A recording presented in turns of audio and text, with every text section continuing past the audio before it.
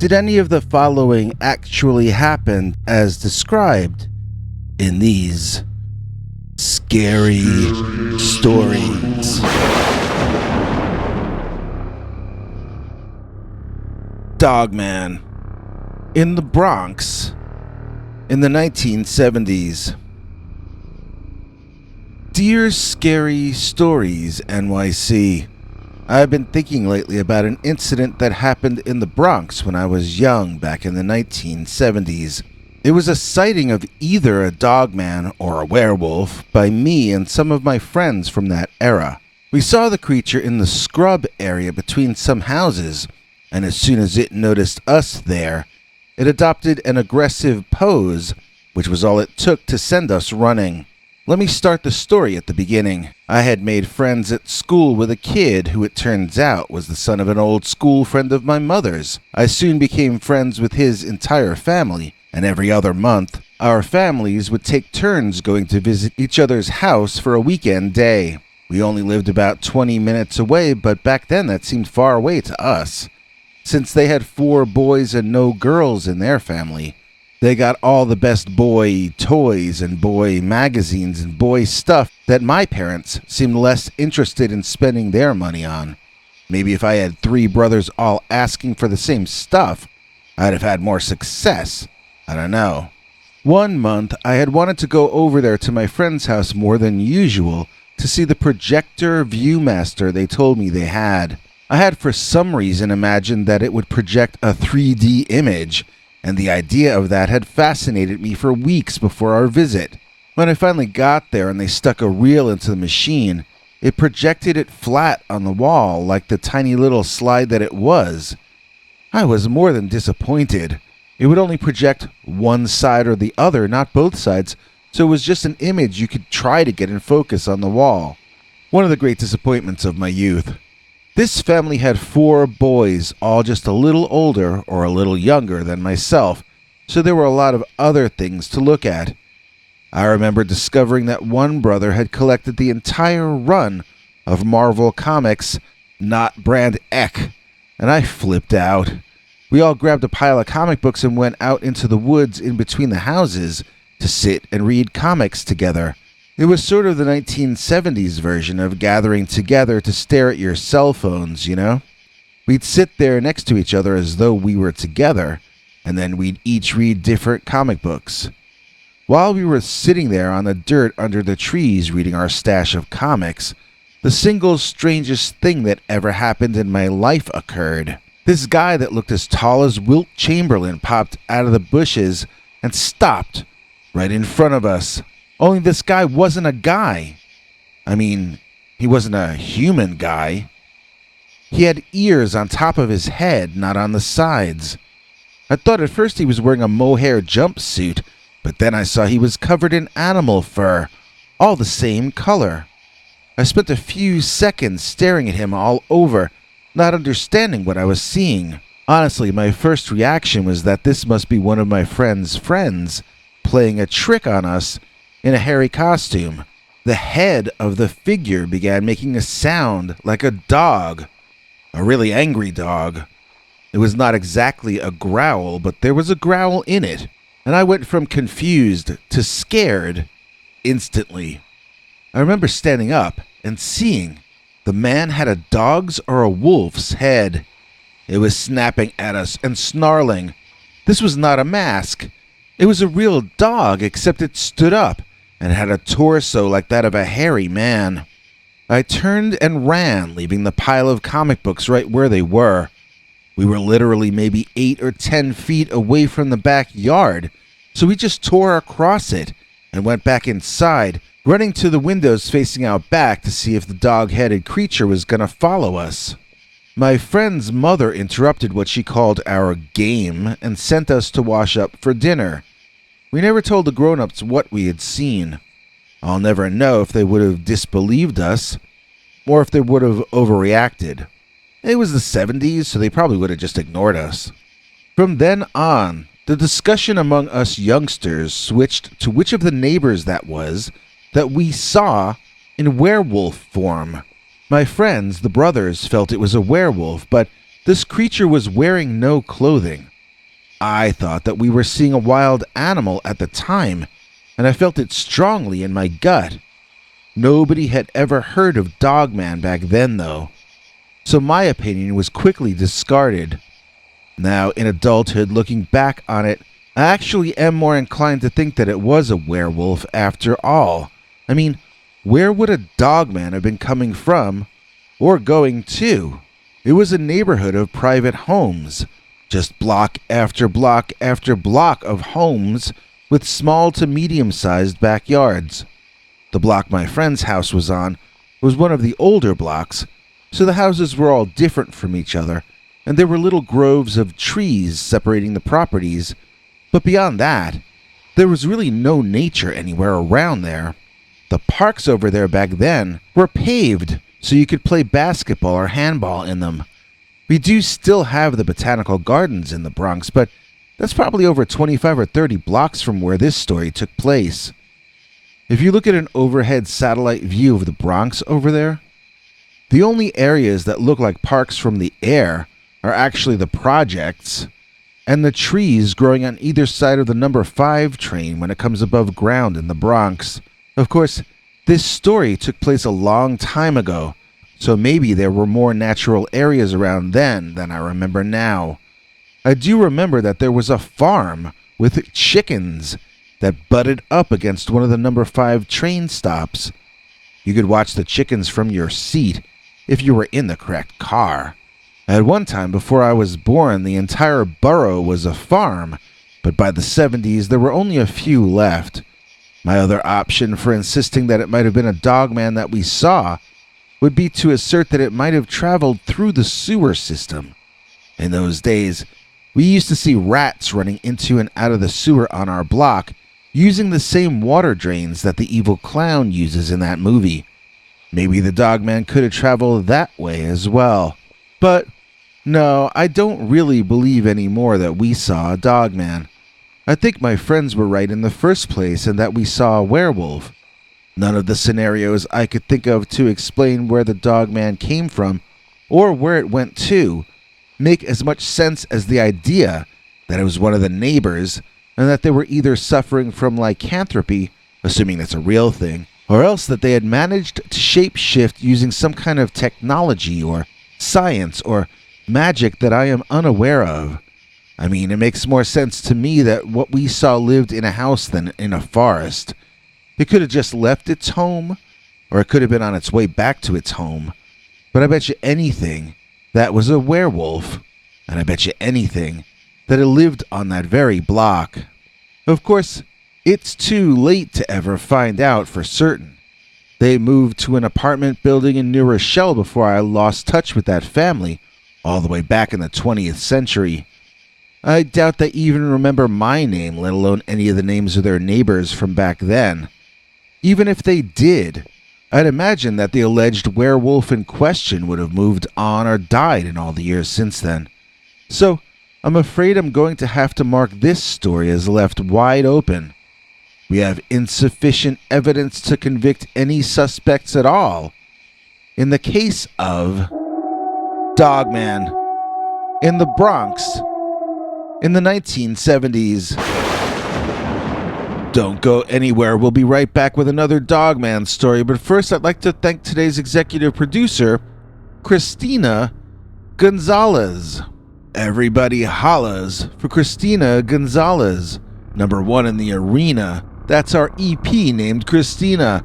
Please join me in thanking Christina Gonzalez for making this episode possible. To thank her, we share our links to each week's secret uncensored Sunday story, as well as our archive of over 15 hours of uncensored Dogman stories far too wild to ever tell on this channel. If you'd like to see them, you can too. Just join our PayPal subscribers club at peterbernard.com or click the join link below and join our channel memberships. And now, onto our second Dogman story of the day. Dogman scared us off his turf. Dear Scary Stories NYC. My family moved to a property in Pennsylvania when I was a kid that we promptly moved back out of once the local bull Dogman made it known that our presence was not desired.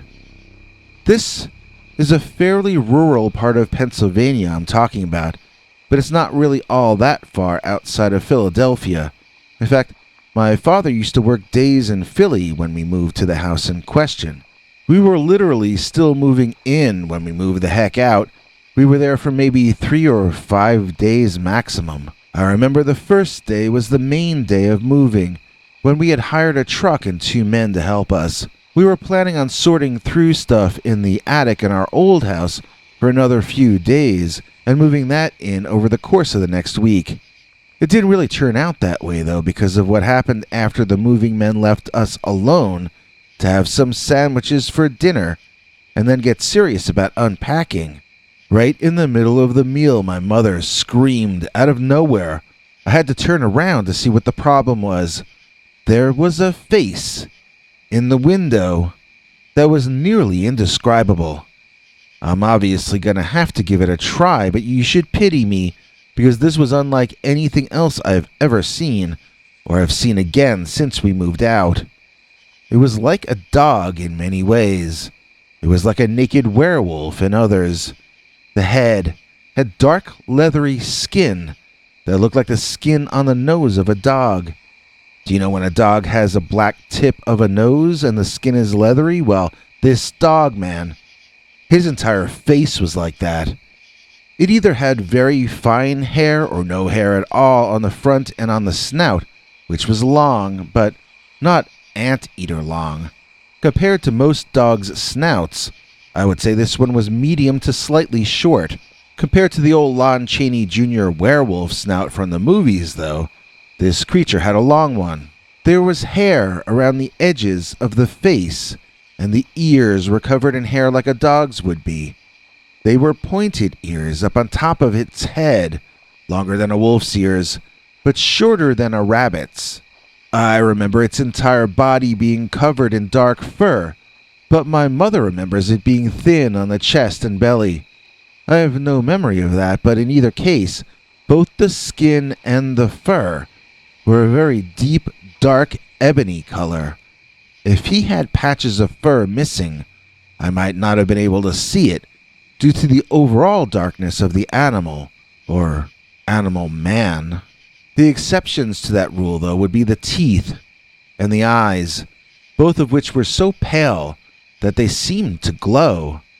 I've heard about Dogman having yellow eyes, but this one had white eyes, like from an old Tor Johnson movie. Bright white teeth and bright white eyes, which both seemed to glow in the darkness. It looked unreal, but I don't mean it looked fake. It looked more than real, if that makes sense. When my mother screamed, she seemed to enrage the creature. Its eyes grew even wider, and it charged at the window as though it were going to jump through the glass and enter our dining room. We ran out of there, deeper into the house, and then upstairs. There was panic for some time as we ran from room to room, looking out the windows to see if we could locate where the animal man had gone. My parents shouted at each other abusively, as they always did when they got scared. Neither of them could decide if they should call the cops, or if they did, what they should tell them. I picked up the landline and discovered that it wasn't even connected yet, so it was a moot point. We did not have cell phones back then, so if we wanted assistance, we were going to have to drive somewhere and personally ask for it. Too embarrassed to drive to the police and ask them to come investigate a werewolf sighting, we all slept in sleeping bags in the same room upstairs and decided to try to figure out what to do the next day. I awoke the next morning to the sound of my mother screaming downstairs when she entered the kitchen and saw that an entire tree had been ripped up out of the ground in the backyard. We all ran downstairs to see if she was okay, and I remember seeing the tree. It wasn't like it was a redwood, but it was way too big for a human being to have ripped up out of the ground. We assumed it had taken at least 2 men to do the job, as the tree did not appear to have been dug out of the ground. It was pulled out, roots and all. The edges looked torn, not cut. It's funny that none of us made the connection to the dog-headed creature that we had seen the night before. Instead, our reaction was like, first that werewolf-looking thing, and now someone tore a tree out of our yard? We were getting paranoid. We thought we had multiple factions out against us. We altered our plans from spending the day in our old attic sorting what we wanted to bring. Our new plan was to drive into the local police station in the nearest town. I remember being excited to go visit the police, but once we got there, it was incredibly boring and seemed to take all day long just for my parents to get to repeat the same story to someone else. And then after explaining that we wanted someone to come out and look around the property for us, they were asked the same question over and over again. Well, why didn't you just call us on the phone? We would have sent a car over. But instead of sending a car over, they would then tell my parents to sit in a new location and wait a long time to repeat the process yet again with another officer. Finally, we left, and the sun was going down by then. I remember we got a bucket of fried chicken in town to bring home, but when we got back, I swear the dog-headed man was crouched on our front stoop, hiding behind these empty flower pots left there by the previous owner. We could all see that dogman right there, but he seemed to think he was well hidden. There was no way we could attempt getting inside with the animal man skulking in the shadows, as though he were waiting to pounce out on us. So we drove back to town, and we did what anyone would do. We went to the movies. I think I fell asleep at the show because I have no memory of us going home again that night. I just remember that the next day the phone got installed and Dad got on it immediately to argue with other adults about adult things. I imagine he was trying to avoid the sale of the house or something. I don't honestly remember. It was a tense day, and I was frightened of how angry both my parents seemed to be. I tried hard to stay off their radar, but I kept my eye on them, wondering what they were going to decide to do. They didn't really have to do much thinking about it, though, as we heard howling outside right around sunset. The decision was made for my father and mother, it seemed. We jumped in the car and found a motel, then went to see a different movie in another town. I personally never returned to that house, but it remained in my parents' possession for about a half a year as they worked to unload it on some other poor soul. I remember my parents sold the house to this red-haired man wearing a turtleneck and a bell-bottom suit. He came over to our house to finish some of the business, and I remember seeing him that day. We all joked after he left about how he wouldn't last a week, same as we didn't. Looking back, it seems a bit unethical that we never warned the guy about what to expect, but we were just so relieved to have sold the place. I only remember how happy we were.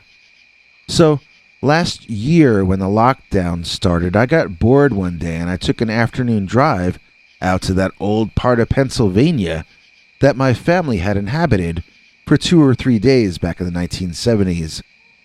When I pulled up in front of the old place, I gasped in shock as I saw the very same man that my parents had sold the house to. He was out collecting mail from the mailbox. I was stunned because this gentleman looked as though he hadn't aged a day since my childhood, half a century ago. He wasn't wearing bell-bottoms or a turtleneck, granted, but he had a similar hairstyle as the man I'd seen buying our house when I was a kid. I was so flabbergasted that I pulled over and I called out to the guy. We chatted at a 6-foot distance for a while, with me explaining who I was and with him informing me that he was in fact the son of the man that my parents sold the place to. He's around my age. He was just a boy when his family moved in. We chatted in a friendly way for some time, and then I got up the nerve to ask him if there were anything weird in the area. He asked me what I meant, and I told him that my family moved out because of something weird that lived on the land. The red-headed man gave me a funny look, but not the good kind of funny look. He was sort of looking at me as though I might be crazy. Before he called the cops on me, I quickly asked him if he had ever seen any strange animals around. The guy began laughing and asked me if I was working with the Impractical Jokers or something. He asked me if I had cameras pointed at him and if I had a guy dressed as a Bigfoot ready to jump out from the woods. He really didn't know what I was asking him about. He wasn't kidding. He really honestly just didn't know. And so that begs the question, why did the Dogman assert such a presence as to scare us off the land, and then never make his presence known at all to the family that moved in next?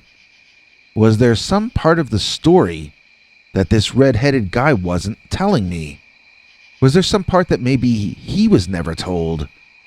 Had his parents figured out a way to make the Dogman leave? Would it have left anyway if we had just waited a few days longer?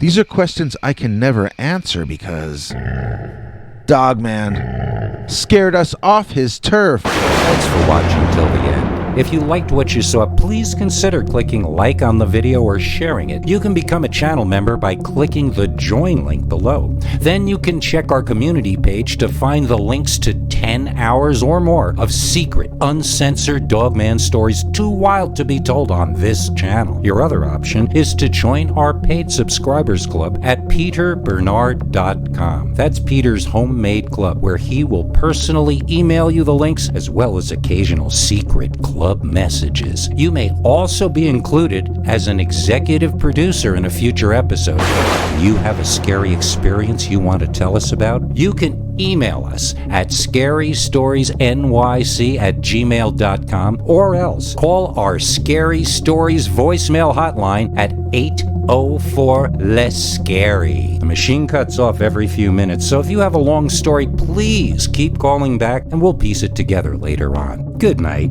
and have a scary tomorrow.